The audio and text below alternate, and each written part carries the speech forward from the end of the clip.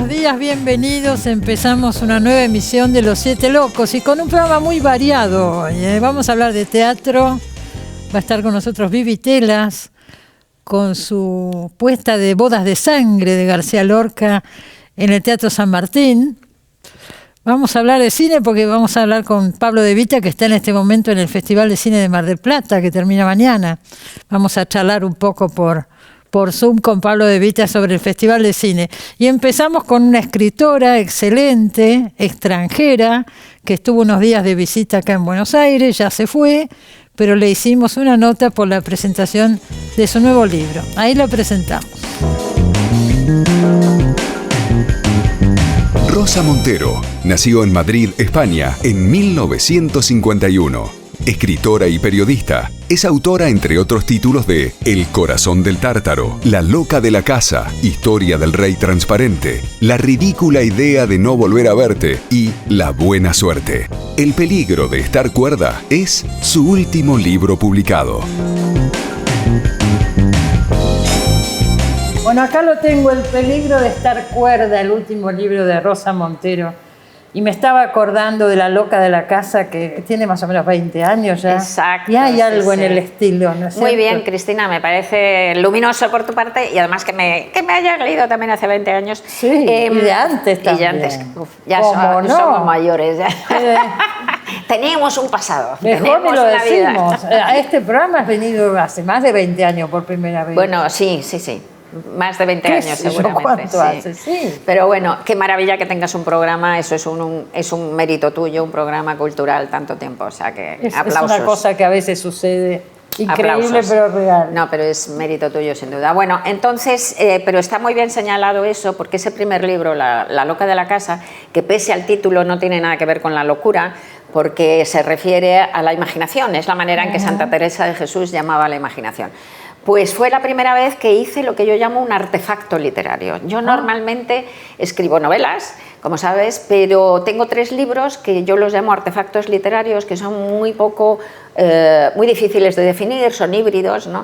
Y empecé con, el primero fue La loca de la casa, el siguiente La ridícula idea de no volver a verte y el tercero El peligro de estar cuerda. Entonces son en parte ensayo, pero no son ensayo convencional, en parte autobiografía, pero es una autobiografía muy poco fiable, en parte biografía de otros autores y cosas de otros autores.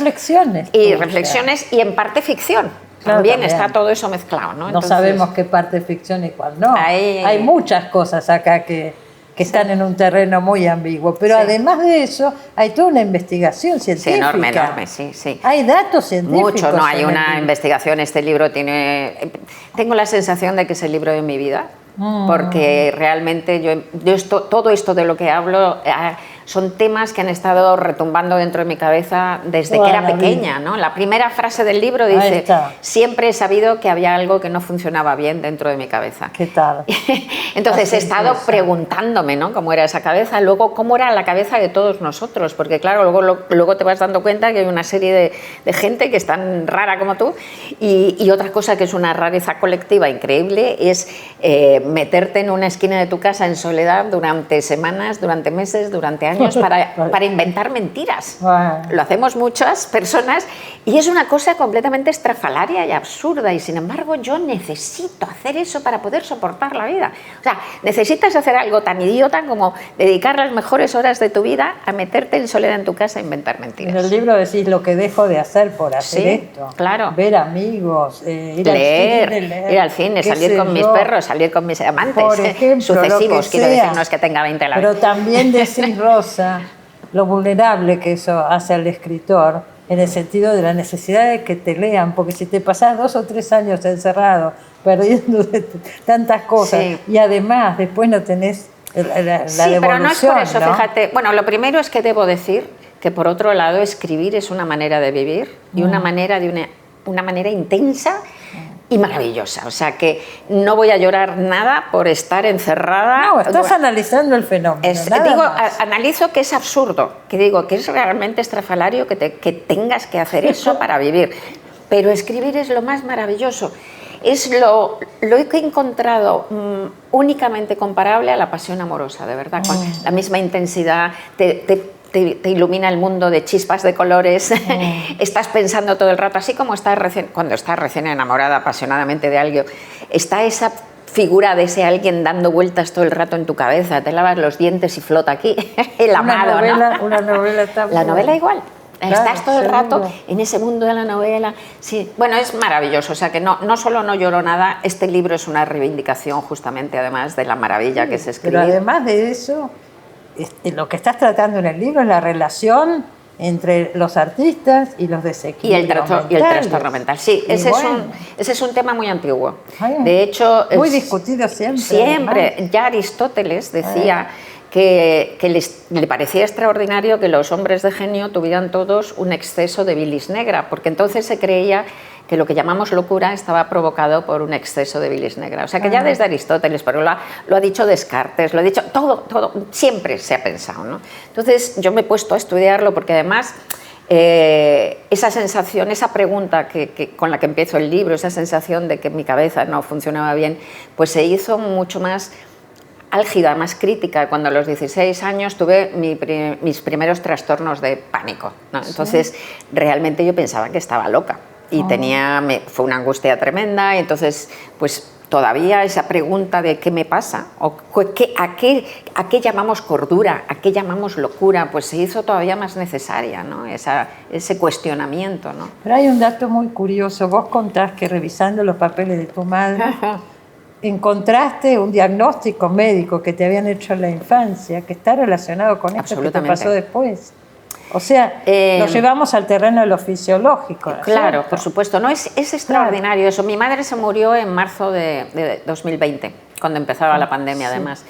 Tremenda y tal. Total, que cuando salí del confinamiento, que sería en junio o julio, pues empecé a recoger sus papeles y entonces encontré efectivamente un diagnóstico. Me habían llevado a un pediatra muy famoso cuando yo tenía 2 años y 7 meses. Y ahí estaba el diagnóstico, que utilizaba unas denominaciones que ya están periclitadas, ya no se usan y tal, pero que yo empecé a googlear y decía, bueno, la gente que tiene esto y tal, pues tiene tendencia a los ataques de angustia, tiene tendencia... ¿No? ¿Entendiste lo que te pasó a después? todo lo que me ha pasado. Claro. Entonces yo dije, pero este hombre era un genio, ¿no? Este pediatra era un absoluto genio. Claro, eran esos médicos holísticos, ¿sabes? Esos médicos holísticos que eran capaces de ver el todo, ¿no? Porque eran, en vez de ahora que son especialistas que saben todo absolutamente sobre la uña del dedo meñique. Exacto, como si estuviera aislada, como si no fuera parte. Sí, bueno, yo me quedé y dije, bueno, más que médico era un adivino este claro, tío, ¿no? O sea, bueno, era un gran impresionante. médico. Y luego esto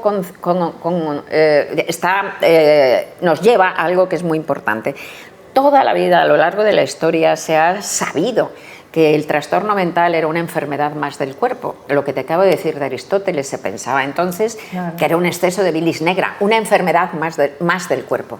Y por desgracia, hace cosa de 2 siglos, no se sabe por qué, de repente se rompió esa manera de ver y empezó a pensarse que los trastornos mentales y lo que mal llamamos locura era algo que no tenía que ver con el cuerpo, que era esotérico, que era enigmático, y esa mirada tan absurda hizo que el enfermo mental fuera visto de una manera mucho más culpable, como si eligiera ser loco, digamos, cuando es una enfermedad del cuerpo más.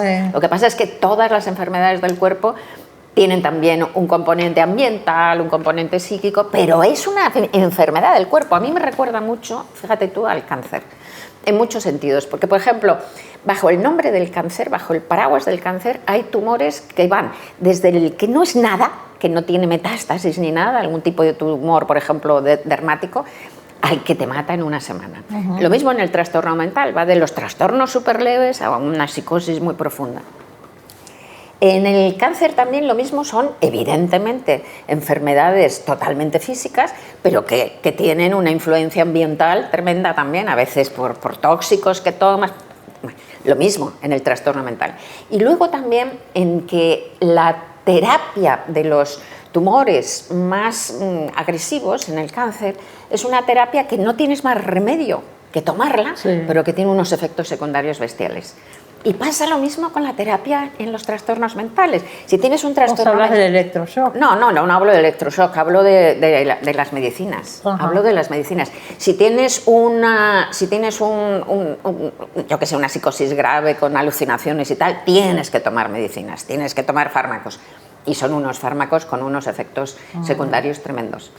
Y yo tengo la esperanza de que tanto el cáncer como el trastorno mental se terminen curando. Pero tengamos claro que es una enfermedad más del cuerpo, eso está claro. Ahora, vos en el libro lo relacionás con los artistas y con la creación, además. Bueno, pero no, o sea, a la conclusión que llego después de estudiar un montón, de leer a neuropsiquiatras y neurocientíficos y médicos y tal. Bueno, lo que llego a la conclusión, y todos los expertos dicen, es que lo que llamamos locura, que está mal expresado, pero que viene a ser el trastorno grave, la psicosis, lo que llamamos locura no te hace artista, no te hace, al contrario, claro, te deshace. Es decir, los artistas que de repente tuvieron una crisis psicótica dejaron de crear, como por ejemplo Schumann o Hölderlin. Claro, no es la condición para crear, no. Mi teoría, eso sí, es una teoría personal, es que somos primos hermanos, ¿no? Hay Eric Kandel, que ganó el Premio Nobel de Medicina, pues dice que todos los trastornos mentales, de los más leves, como las crisis de pánico que tuve yo, a los más graves, se deben todos a un fallo en el cableado neurológico. Es decir, en la comunicación. Está explicado en el libro. Obvio, es en la comunicación entre neuronas.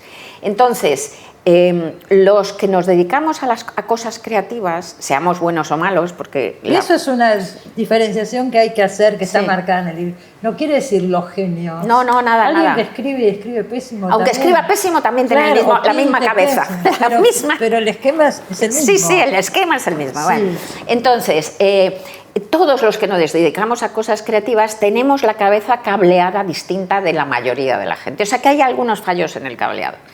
Entonces, yo creo que lo que nos diferencia de la gente con un trastorno mental grave es una diferencia cuantitativa, no es una diferencia cualitativa. Claro. Creo que somos como primos, ¿no? Como primos hermanos. Claro. Entonces, a lo mejor los que tienen una psicosis grave y tal, tienen unos fallos catastróficos en el cableado, y nosotros pues lo vamos llevando con parpadeos, ¿no? Como se puede. Como se puede, con algunos parpadeos. Claro, nombrás un montón de casos en el libro. Sí. Algunos muy conocidos, otros no, pero que realmente conmueve. Hay un dato que aparece en el libro, me pongo los anteojos para no equivocarme, dale. De la Organización Mundial de la Salud. Una de cada 4 personas padecerá en algún momento de su existencia un trastorno mental, y vos decís que es un cálculo conservador. Vos pensás que hay más. Pero hiperconservador. Y es un cálculo, esto lo dijo la OMS antes de la pandemia.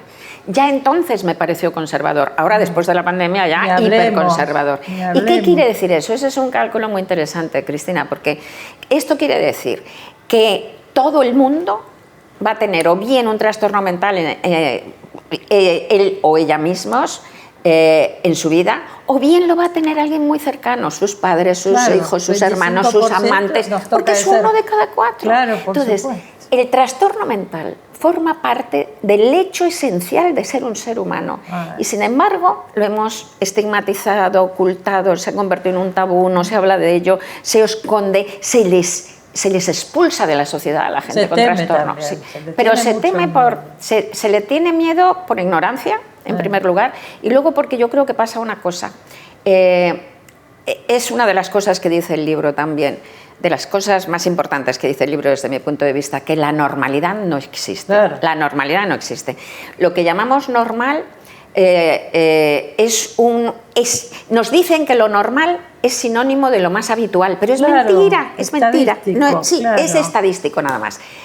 Según un estudio de la Universidad de Yale en el 2018 en Estados Unidos, concluyeron que la normalidad no existe y que no es más que la media, efectivamente, estadística de todas las posiciones. Entonces, no debe haber una sola persona en el mundo que atine con esa media estadística en todos sus parámetros. Todo, normal en todo. Claro, imposible. Todos somos divergentes en algo, todos, todo el mundo, absolutamente todo el mundo. Y lo que pasa, o sea, que lo normal es ser raro. Lo normal es ser raro en un campo, en un radio de raros muy grande. Hay unos muy raros y otros menos. Incluso los más raros, siempre hay 20.000 raros iguales, ¿eh? Que conste, que conste. Nadie es tan original. Nadie es tan original. Los escritores tienen el 50% más de posibilidades de suicidarse, decís. Sí, pero tampoco hay que, eso es un dato estadístico, pero eso tampoco hay que dramatizarlo, ¿sabes? ¿Por qué? Porque aún así sigue siendo un número muy pequeño dentro de la gran cantidad que hay. Sigue siendo un número pequeñísimo de escritores que se suicidan, y luego que hay otras profesiones que tienen también un porcentaje muy alto de suicidios, y que no pensamos de esas otras profesiones que son trágicas y atormentadas. Por ejemplo, ¿sabes quiénes se suicidan más que la media también? Los médicos. Los médicos se suicidan más que la media, y nadie dice, hay que ver qué profesión tan atormentada la de los médicos, ¿no? Porque hay una cosa romántica también con el escritor atormentado. Pues por eso, pero que es mentira, es pero un vos topicazo. decís, mira, esto me llamó la atención, Rosa. Algo que se repite en la mayoría de los narradores es la pérdida temprana y violenta del mundo de la infancia. Sí, bueno, todos los expertos dicen que para llegar a la obra, sea buena o mala, para llegar a la obra se necesita que haya un montón de circunstancias coincidentes. Por eso yo lo llamo la tormenta perfecta. Necesitas muchas cosas. Claro. Uno de los elementos que te lleva a la obra, dicen todos los expertos, es un trauma infantil. Entonces, tienes que tener un trauma infantil que, dicho así, suena muy grave, pero y que a veces es muy grave, padres que se han muerto, guerras, yo qué sé. Pero otras veces basta con que, por ejemplo, tus padres se muden de ciudad, tú pierdas tu colegio, vayas a otro colegio en donde no te quieren. Te cambia el mundo. Te cambia el mundo y pierdes la infancia feliz para siempre, ¿no? Entonces, esos traumas infantiles es muy bonito, porque frente al trauma infantil, todo esto lo he descubierto con el libro y está, frente al trauma infantil el niño se disocia entre el niño que sufre y un otro yo que cuida del niño que sufre. Y Ferenczi, que era padre del psicoanálisis y tal, dice una frase maravillosa que cuando la leí me sentí tan identificada y lo entendí tanto. Dice Ferenczi que ese otro yo que cuida del niño que sufre es un otro yo que todo lo sabe y no siente nada. Entonces es tan bello, porque ese otro yo que todo lo sabe y no siente nada es el que escribe, es el que compone, es el que esculpe, porque claro, eso te da una distancia olímpica con el mundo que te permite una visión mayor y que te permite un entendimiento mayor de la vida. Por eso esculpes, pintas, tal. Seguro. Sí. Hay casos que están muy narrados, por ejemplo, el caso de Silvia Plath, especialmente se cuenta toda la historia, el suicidio, Virginia Woolf lo mismo. Sí, bueno, fíjate que como este libro, este artefacto literario, yo lo he hecho igual que una novela, pues lo he hecho sin saber a dónde iba, me he lanzado en ese bosque de datos, cerré los ojos, dejé que mi inconsciente me llevara. Entonces resulta que cuento muchos casos de hombres y mujeres, pero luego al final me he dado cuenta, que yo no lo he escogido, me he dado cuenta que hay 3 casos que se alargan mucho más, y son de 3 mujeres. Yo no he escogido que fueran 3 mujeres, han salido así. Y luego me he dado cuenta que también tiene un sentido, pero no lo sabía mientras lo escribían. Y son Silvia Plath, Emily Dickinson y Janet Frame, que es una neozelandesa. Entonces, Silvia Plath, que como sabemos a los 30 años metió la cabeza en un horno y se mató y dejó 2 niños pequeños, es el caso de la persona que lucha contra el trastorno mental y fracasa. Ese sería el caso. Emily Dickinson. Emily Dickinson no se suicida, vive hasta los 60 y tantos años, una vida complicada porque en los últimos 20 años pues se pasa encerrada en la casa, en su habitación, no sale. En su cuarto. Se pasa, le llevan la comida. Sí, le llevan la comida, no abre la puerta, no sale del cuarto. Sí. Ahora sabemos que casi con total seguridad fue violada por el padre y seguramente por el hermano también, lo que explica mucho de su trastorno mental. Pero bueno, vivió hasta los 60 y tantos años y dejó una obra maravillosa de más de 1.400 poemas inmensos, una obra total. Así que digamos que ese sería un caso en la lucha contra el trastorno mental, tablas. Claro. Ni gana uno ni pierde otro. Y luego está el caso de Janet Frame, que es una neozelandesa maravillosa que fue internada a la fuerza a los 22 años en un psiquiátrico, la tuvieron 8 años a la fuerza con un diagnóstico erróneo de esquizofrenia, le aplicaron más de 200 electroshocks en la época bestial de electroshock, además, que era con un voltaje tremendo, que era sin relajantes musculares y sin anestesia, era un sufrimiento. Sí, que hay gente que se le rompía. Se le rompían, de las convulsiones se rompían las vértebras. No, un sufrimiento horroroso. horrible y le dieron más de 200, ¿no? Bueno, entonces ella consiguió salir de ese psiquiátrico, vivió hasta los 70 y tantos años una vida plena, viajó, escribió una obra magnífica, fue reconocida como escritora en vida y además al final, que es la que termina el libro, al final ella se reconoce como persona afortunada porque escribe. Entonces ese es el triunfo contra el trastorno mental. Pero es extraordinario, digamos, que no es lo común. No, al contrario, yo lo dejo al final, yo creo que al contrario, creo que es lo común, es lo más habitual. Yo creo que escribir nos salva la vida, componer nos salva la vida, y escuchar música nos salva la vida, leer nos salva la vida. Es lo que decía Georges Braque, el pintor abstracto francés, una frase maravillosa: el arte es una herida hecha luz. ¿Qué vamos a hacer con las heridas de la vida sino convertirlas en luz para que no nos destruyan? Entonces, esa es la tesis del libro. El arte nos salva la vida a los que lo hacemos y a los que lo consumimos. Pero hay otra cosa más que yo quiero decir antes de terminar. Todo esto, que es como una charla, porque además al lector lo tratás de tú, entonces está en segunda persona, estás conversando. Y está mechado con ciertas cosas, como por ejemplo un personaje que se llama La Intrusa, que va apareciendo a lo largo de todo el libro, alguien que se hace pasar por vos en distintas circunstancias. Tiene humor ahí metido. Sí, bueno, y hay un mucho final humor. Totalmente imprevisto que por supuesto no vamos a contar, pero a mí me conmovió mucho cómo se va desarrollando todo y cómo llegamos. Aparte, en la última parte hablas del paso de los años, de la vida, de la vejez, claro, tanto tema, la muerte. Todo, como en todos mis libros terminan hablando de eso. Este termina también hablando del sentido de la vida, si es que hay alguno, que yo dudo que lo tenga, y de cómo soportar el sinsentido de la muerte, ¿no? Y también en este registro, este libro me ha ayudado, porque creo que después de escribir este libro tengo menos miedo a morir. Allá vamos. Allá vamos. Gracias, Rosa. Gracias, Cristina, como siempre. Que lo pases bien en Buenos Aires. Lo estoy pasando genial. Enseguida volvemos, no se vayan. Bueno, vamos a hablar de teatro ahora. Está Vivi Telas con nosotros, directora de Bodas de Sangre en el San Martín, nada menos. ¿Qué tal, Vivi? ¿Qué tal? Muchas gracias por la invitación. Pero no, me estaba acordando... Sí. Vos pusiste la casa de Bernarda Alba en esa misma sala. Así es, hace 20 años. Hace 20 años en la Martín Coronado, con el mismo equipo. Bueno, mi compañero de estas obras es Guillermo Cuitca. Las piensan juntos. Sí, un poco, o sea, tenemos una conexión muy... es muy extra, muy poética, muy sin palabras, no sé, es algo especial. Y esa relación con él, como aparte de que lo admiro y lo conozco, amigo desde jóvenes.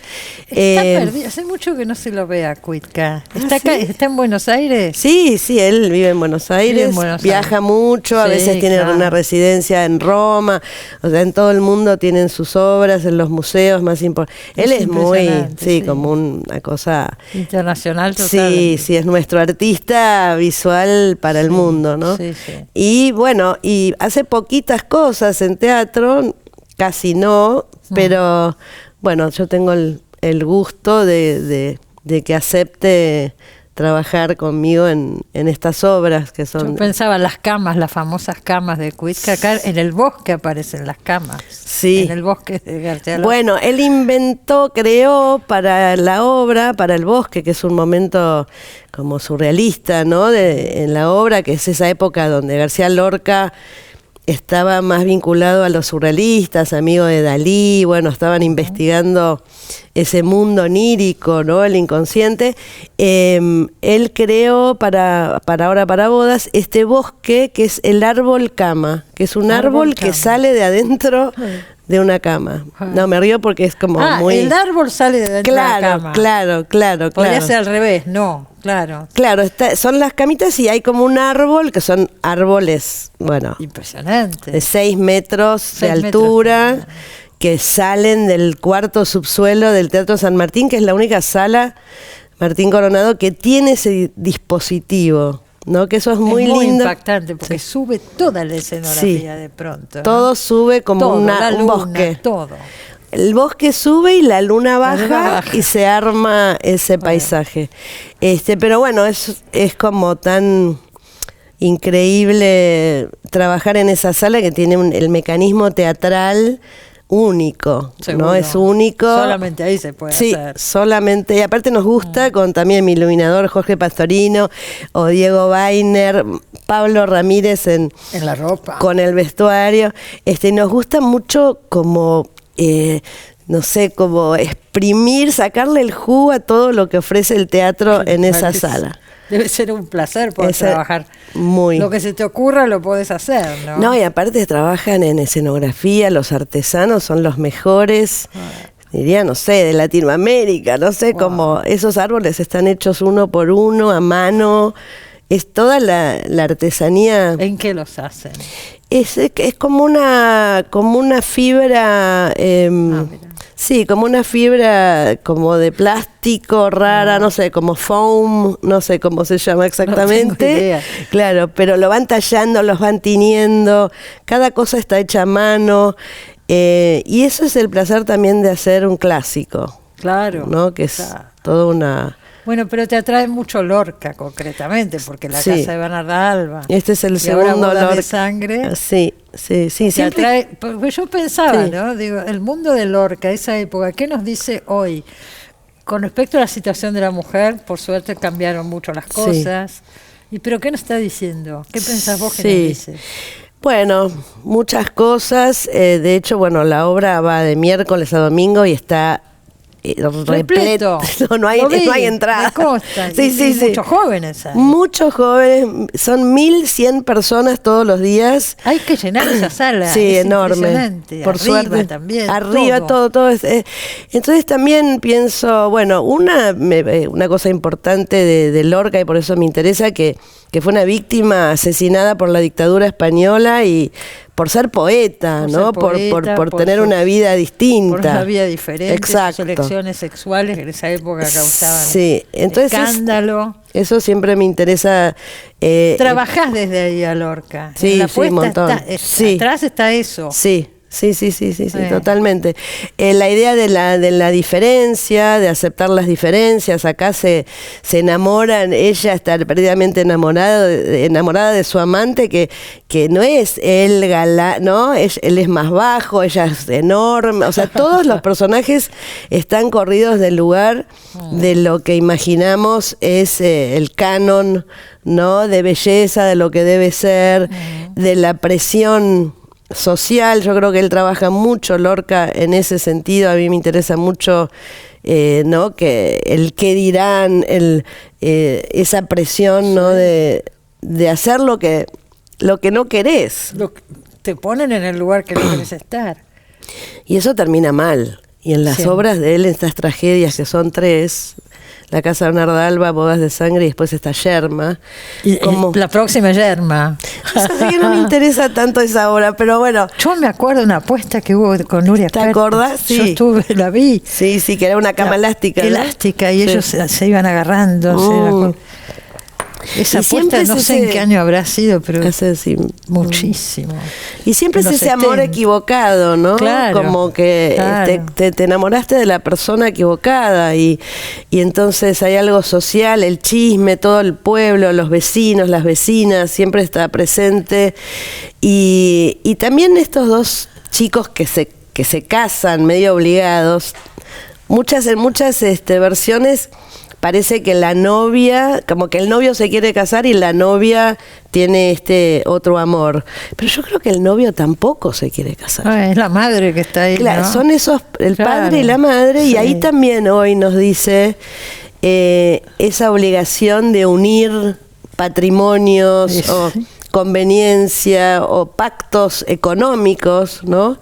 Esa es también una lectura que está presente en la obra y que está presente hoy. No nos podemos descuidar de ese tipo de nada. pactos, sí. Están todos los actores en escena todo el tiempo, o casi todo, en unas gradas atrás, ¿no es cierto? Se levantan, actúan, vuelven. Sí. Es como un pueblo que está ahí mirando. Es el pueblo, sí. Es el pueblo. Sí, muy bien.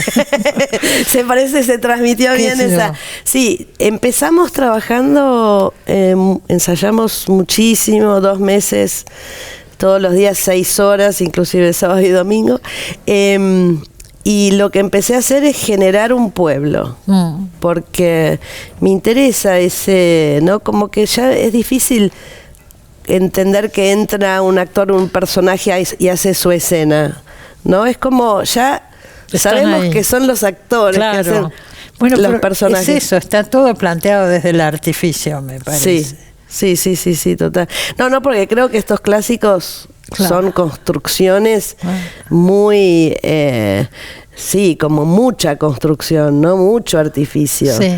En el vestuario, en la escenografía, en los textos. En la manera de hablar también. En la manera de hablar. Bueno, el tú de Lorca, ese texto está bastante... Eso te iba a preguntar también, ¿cómo trabajaron el texto, no? Sí. ¿Está respetado totalmente? Sí. ¿Hubo cortes, hubo cambios?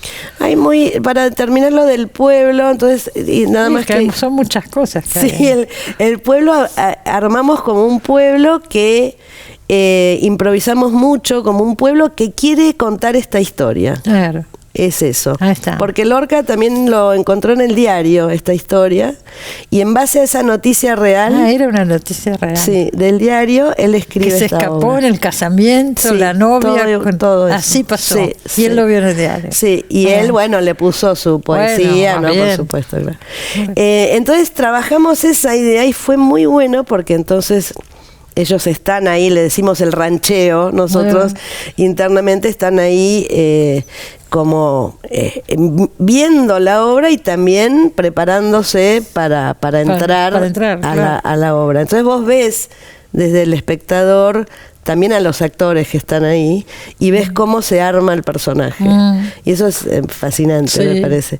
Y después con respecto al texto... Bueno, yo quería hacer, a mí me parece que para hacer Lorca, que tenés que hacer Lorcas, las palabras de Lorca, porque no concibo una versión como no hacer esas palabras. Por que supuesto. Son es hermosa el desde texto. La musicalidad. Sí. Poético. Y están tan elegidas esas palabras. Lo que sí hicimos con una poeta, Cecilia Pavón, es traducir algunas palabras que en español vos no entendés lo que no sé, pámpanos. No se dice pámpanos, vos decís, ¿qué son pámpanos? Claro. Ahora nos intrigamos. Claro. Son racimos de uvas. Mira. Son las partes de la vid, ¿no? Entonces, tradujimos algunas palabras. Sí, pero se tratan de los personajes, por supuesto. Sí. Suavizamos algunos queréis, ¿no? Suavizamos algunas cositas. Alguna cosa. Sí, para que no sea tan... Claro. Pero es extrañado el texto, o sea, es también artificio. Sí, claro, es artificio. Es un texto... Y el elenco... a mí me interesan mucho las personas, más... Pero tuviste que cambiar el elenco. Algunos, sí. Porque yo me acuerdo, ¿te acordás cuando estábamos en plena pandemia? Sí. Que ustedes hicieron esos modos híbridos que hacían en las obras de San Martín. Muy bodas. Y hablamos por Zoom en el programa, ¿verdad? ¿Te acordás? Sí. Claro. Sí. Muy bodas de sangre. Muy bodas de sangre, que no sé si se puede ver. Con Agustina Comedy, sí. Sí, era una cosa muy bien hecha, muy linda. Sí. No sé si las mantienen. No, ahora no se puede entrar no. Sí, sería... Bueno, y ahí estaba Cecilia Roth, por ejemplo. Estaba Ceci Roth, había varias, estaba Maite Lanata. Mauricio Paniagua, todos que se fueron cambiando las fechas. Porque, claro, pasó el tiempo. Todos tenían compromisos y tuvimos que ir. Pero bueno, estoy re feliz con el elenco que armamos, que aparte son todos maestros, profesores, autores, directoras. Entonces es mucho tiempo para estar juntos y juntas. Te tenés que llevar. Tiene que haber una chispa, sí, algo. Ideas y poder conversar y convivir todo ese tiempo, ¿no? Sí. Más allá de que son todos excelentes actores y actrices, como personas me interesan. Me interesan mucho las personas. ¿Cuántos son? Son muchísimos. 20 son. Sí. Hay que encontrar 20 que puedas tener estos diálogos. 2 bailarines. 2 bailarines, una cantadora. Y una cantadora fabulosa. Sí, no falta nada. Hay baile, hay canto, ¿no? Hay baile y canto, sí. Claro, bueno, es Lorca y todo ese mundo. Sí. Pero tiene decisiones de mi puesta en escena que se apartan un poco de si vos ves. Esto es lo que te permiten los clásicos, que podés ver las versiones. Entras a YouTube. Tenés miles. Y tenés en todo el mundo. Por ejemplo, vamos a decir, en esta obra, ¿no? En Bodas de Sangre, la escena del bosque, la luna que habla, ¿no es cierto? Bueno, yo no voy a contar acá cómo es, pero impactó un poco. A mí Maruja Bustamante, que estuvo algunas veces acá en el programa, hace de luna. Entonces tenemos 2 lunas de pronto, ¿no? La luna grandota, esa divina, que es la escenografía de Cuitca, y Maruja. Sí. Y son decisiones, digo. Sí. O sea, está en el texto, pero está en el texto, pero ¿cómo lo ponés? Claro. Y debe haber en YouTube, debe haber 800. Bueno, nosotros vemos todo el tiempo, todo el elenco, vemos versiones y decimos, a ver cómo hicieron lo del cuchillo, a ver cómo hicieron el leñador, a ver cómo, porque es muy cada grupo, incluso vemos, no sé, escuela de teatro de las afueras de Valencia. Claro. ¿no? Que son muy debe ser una de las obras más puestas de la historia. Sí, es muy divertido ver eso. Y entonces, bueno, mucho es muy solemne, que es lo que me parece que casi ofensivo para Lorca. Me parece que hay que abrir la puerta de la fantasía y de, bueno, más sucio, no tan, ¿no? Y entonces, por ejemplo, en mi puesta la novia es una salvaje, no es una chica así como la quiere vender el padre, que dice es calladita. No, para nada. Para nada, era otra cosa, totalmente. Miranda de la Serna. Es una chica muy joven. 22 años acaba de cumplir y es su segunda experiencia en teatro. Ahí te jugaste, ¿no? Mucho. Claro. Sí, pero yo la vi. Eso lo hacía Maite Lanata antes. Sí. Claro. Sí. En la versión cuando empezamos, sí. Claro. Pero yo la vi también otras actrices y ella me pareció que tenía algo salvaje, pasional, hermoso, y dije, bueno, vamos a trabajar con eso. ¿Y el novio, el amante, el protagonista? El amante es Nico Goldschmidt. Que es excelente también. ¿Y también tiene antecedentes o estaba medio Sí, él es más de teatro. Bueno, acaba de hacer el joven Maradona, es él. Mira. Nico Goldschmidt es el joven Maradona, que hace un trabajo impresionante. Sí. Y después, bueno, está la gran señora María Oneto. María Oneto, que está ahí la madre. Haciendo la madre, que es una cosa... Sí. Bueno, es una muy buena actriz, una gran actriz María Oneto. Hermosa. Sí. Así que estás contenta, estoy todo feliz. Logrado. Y no puedo creer la cantidad de gente que está viniendo a ver la obra. Me hago muchas preguntas. Hay gente que ya la vio, todo el mundo más o menos sabe que. Claro, ese es un claro. O sea, o la leíste, o la estudiaste en la escuela. Colegio, claro. O algo sabés de haber escuchado, ¿no? Yo pienso que sí. No sé, los jóvenes, no sé. Sí, entonces hay una relación interesante a la hora de poner un clásico que ya sabés que la gente sabe. Claro. Entonces estás un poco dialogando con eso. Claro. Eso que saben. Ya saben de qué se trata, que termina mal, un montón de cosas. Claro, entonces vamos a ver cómo es la novia en esta apuesta, o cómo es Leonardo en esta versión, como qué. Y de hecho termina la obra con un momento muy fuerte o intenso de las mujeres, que yo creo que ahí voy torciendo un poquito hacia las mujeres que no solo se quedan en casa llorando, sino que esta vez se van a organizar. Claro. ¿No? Se juntan, incluso la llevan a la chica, a la que se portó mal, y se van a organizar, ¿no? Queda como próxima... Otro paso. Mañana nos organizamos. Claro, no termina estamos ahí. juntas, claro. Y eso dejás eso abierto. Sí, ese es mi Ese poder de sangre hoy, claro. Exacto. Está trabajada desde el hoy, eso se ve desde el principio, pienso. Ay, ¿no? Gracias, qué lindo. No, me parece, digo. Sí, no. Es lo que buscaste. Me emociona que los espectadores que se vea lo que uno quiere hacer. Claro. Bueno, no siempre pasa. ¿Hasta cuándo siguen? Ahora con el Mundial, ¿qué va a pasar? Sigue. Pero está lleno, o sea, no conseguís entrar. Hasta el 18 de diciembre. Hasta el 18 de diciembre en el Teatro San Martín. Todos los días, ¿cómo es? De miércoles a domingo. De miércoles a domingo. Sí. Las entradas son muy accesibles, siempre es un teatro público, como corresponde. No, y lo lindo que hay funciones accesibles, inclusivas, que es increíble el trabajo que hacen en la Fundación del Teatro San Martín, con subtítulos, con audio especial. Es todo un momento muy... y también lleno, muy súper. A mí me encanta la inclusión, ¿no? No, por supuesto. Todo el teatro está... fui a ver otras obras que están en este momento. Hay mucho movimiento, lo veo mucho, como... ¿No es cierto? Sí, mucho movimiento. Me alegra que sí sea. Gracias por haber venido, No, Vivi. por favor, gracias por la invitación. Nos queda... Gracias. Igualmente para mí. Nos queda un bloque todavía, no se vaya.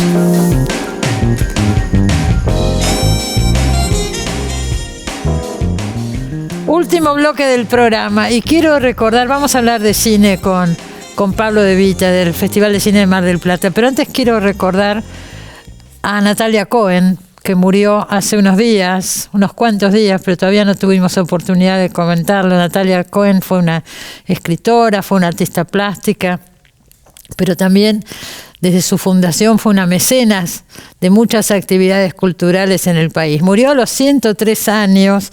La quiero recordar especialmente porque en los años 90, cuando nosotros nos tuvimos que ir de este canal, estuvimos 10 años en el cable, pudimos hacerlo porque tuvimos apoyo de muchas empresas, instituciones, editoriales, y entre ellas estuvo la Fundación Argentia, que dirigía Natalia Cohen, que siempre nos apoyó.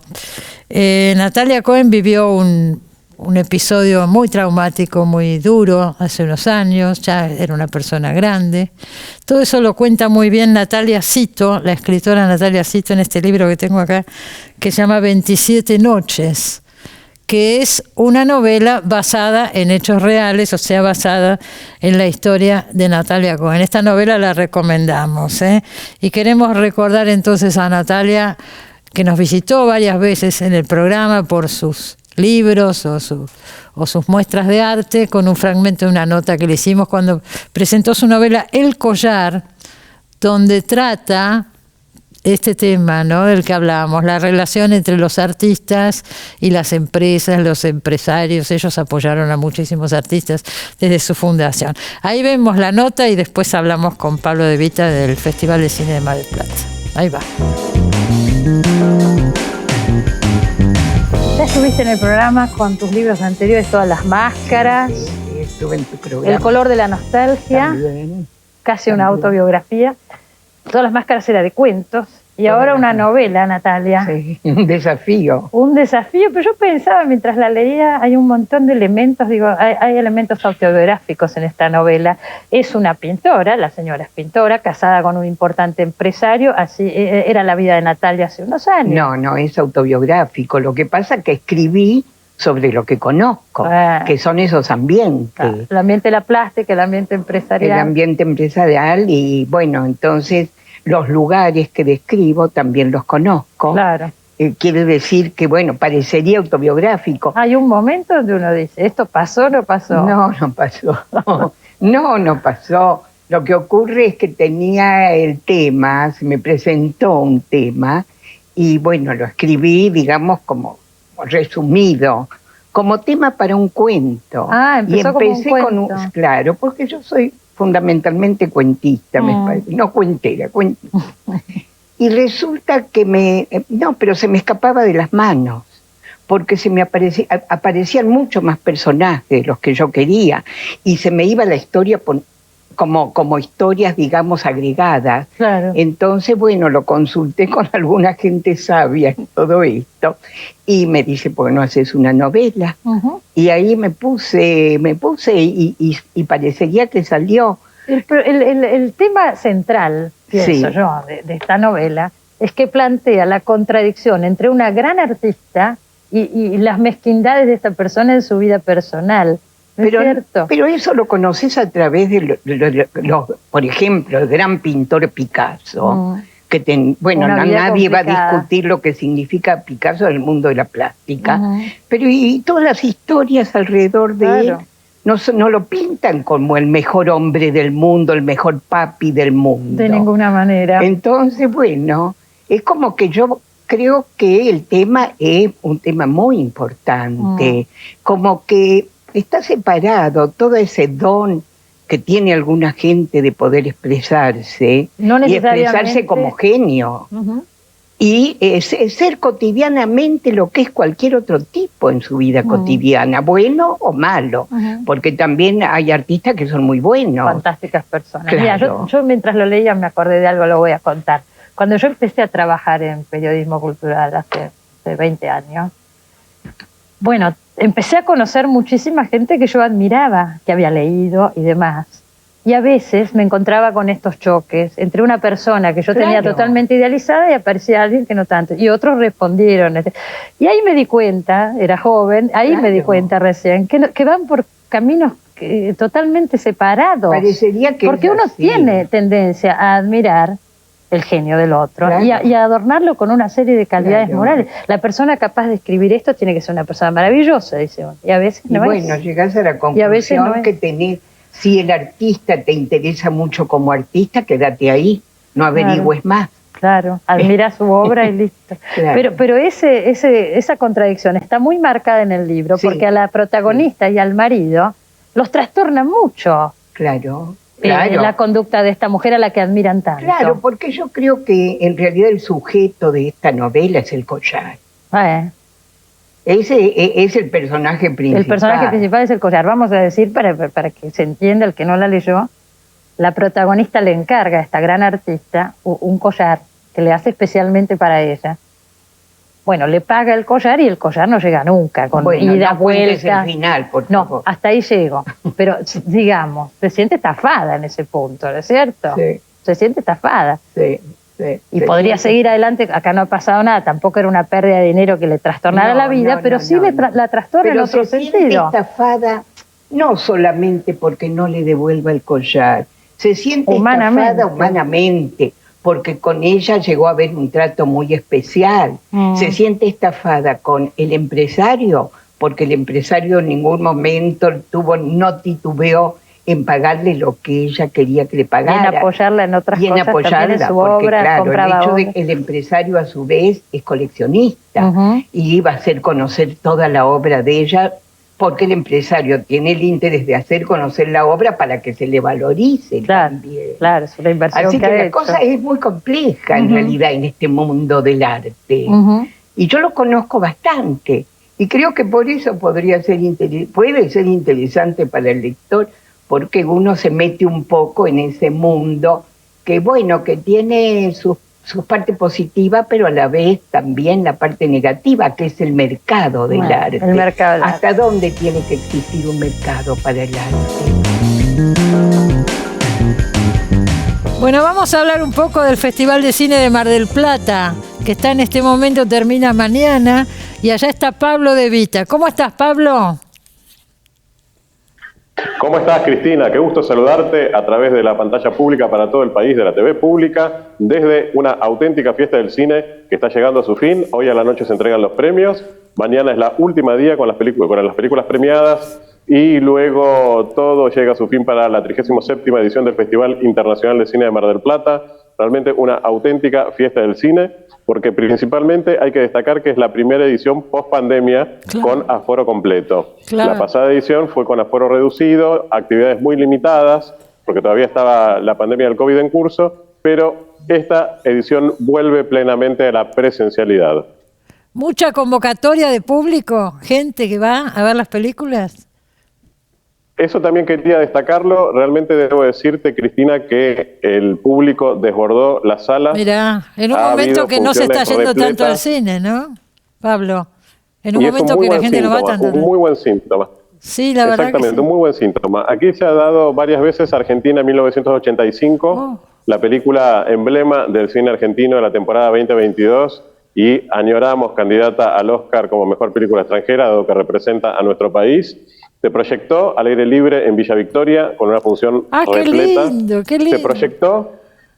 Se proyectó en el homenaje que se le rindió a Ricardo Darín, donde recibió el premio Astor a la trayectoria. En el auditorium no cabía un alfiler, y el auditorium es una sala muy, muy grande.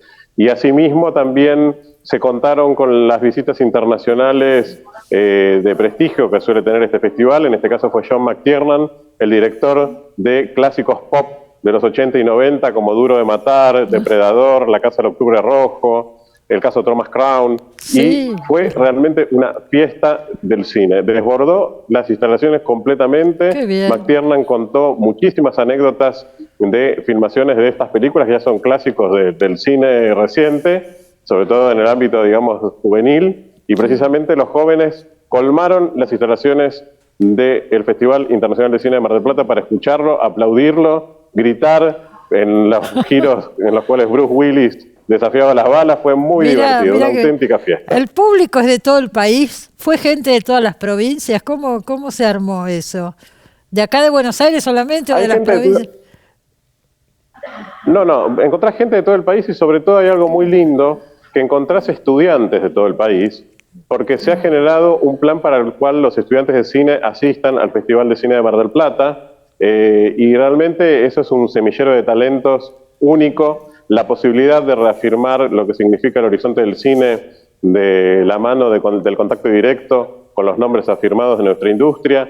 Y la verdad es una gran experiencia compartir estos días con tantos jóvenes, con tantos estudiantes y también con público que se acerca desde diversos horizontes del país para asistir a esta fiesta del cine, que comenzó con el homenaje a Sin Aliento de Jean-Luc Godard en una copia impecable. ¡Qué bien! Y tuvo también, y tiene, en el homenaje a Leonardo Fabio por los 10 años de su fallecimiento, el otro gran emblema del cine argentino, con copias fantásticas de toda su filmografía. El homenaje a Godard, me alegro muchísimo, porque yo estoy esperando que se arme algún ciclo con las películas de Godard, que murió hace poquito. ¿Cuándo fue? En septiembre habrá sido que murió Godard, ¿no es cierto? Exactamente, sí, murió en septiembre.